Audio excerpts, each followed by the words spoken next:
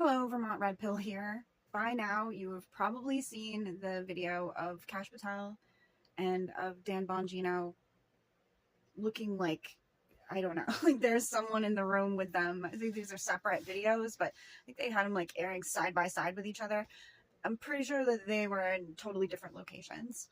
But when Kash Patel's answering about Jeffrey Epstein, whether or not he Epsteined himself, Kash Patel starts looking around the room a little bit. He kind of goes, well, as a prosecutor and as a FBI director, well, that might be what people think, but, well, he did it.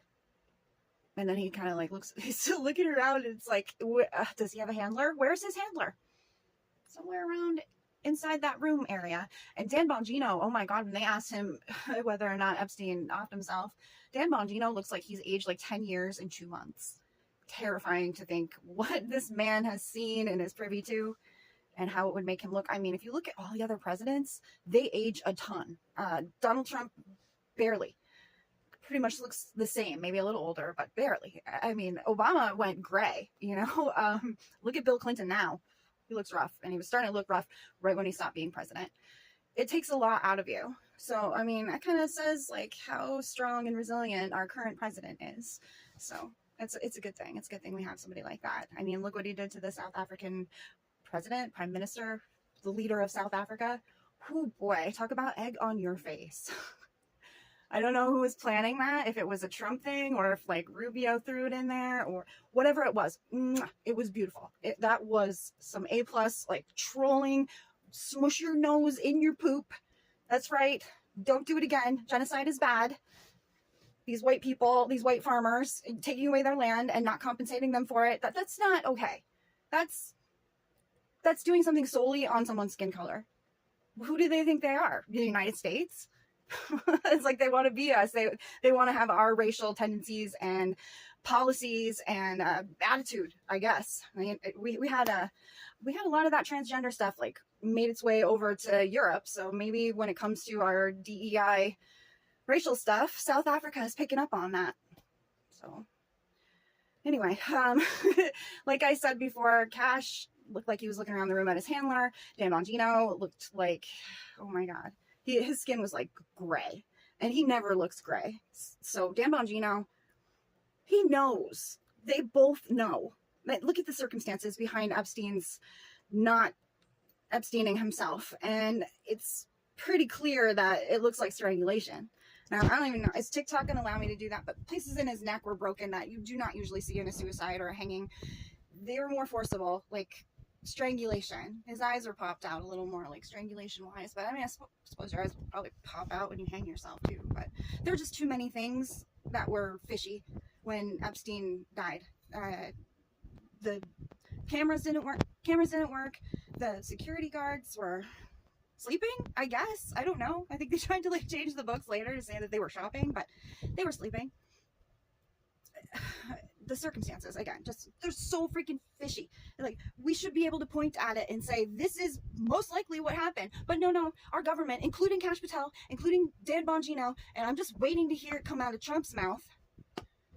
That's the difference between the right and the left. Or conservatives are not afraid, well, I don't know if I'm conservative, but conservatives and independents are not afraid to call out our own leaders. We're not going to just be like, oh no, my leader never does wrong. I mean, they're hardly ever criminal. I really need to see a lot of bad things in order for me to stop rooting for my team. Yeah, that's not us. That's not conservatives. That's not independents. We are shocked and upset with Kash and with Dan Bongino. Did we think that they were going to lie to us? No, but we should have probably planned for it just in case. Now, there is one possibility here that I'm thinking about. This is the reason why they said Epstein didn't Epstein himself. And that is because for the left, it's opposite day, right? So they didn't care before about what Epstein did or didn't do. But if you make it a thing where the right gets mad at their own people for saying Epstein didn't Epstein himself, then maybe the people on the left who hate the right and basically hate everyone that's in power now, they're going to look at it and they're going to be like, I bet Epstein didn't Epstein himself. I bet he didn't unalive himself. We should look into this. We should talk about this because MAGA is saying that it didn't happen. So it's always opposite day with us. So that means it did happen. He was offed, and it wasn't him who did it. That, I mean, it's the stupidest conspiracy, but it's the only one I can think of besides they're lying to us, guys. They're lying. Am I really that surprised? Are you that surprised? Are they doing it for our own good? No, I doubt it. Very powerful people that are being protected right now. And if it wasn't for people like James O'Keefe, Prince Andrew would still be all scot-free, even though we know what he did to a person who just recently died under suspicious circumstances, actually. So James O'Keefe needs prayers. He needs to be protected. But when it comes to our FBI director and the lead Secret Service person, I don't trust them. I wish that I could, but I can't. You bold-faced lie about that, and they bold-faced lied about Trump's assassination attempt being a one-man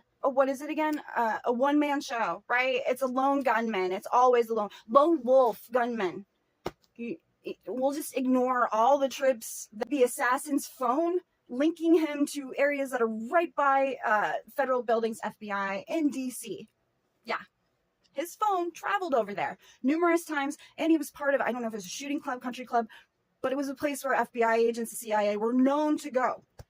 So I'm pretty sure that there might have been a crossing there. So here we go. It's the beginning of criticism of the Trump administration. I was started to criticize Pam Bondi. I said, oh, they just didn't have enough time.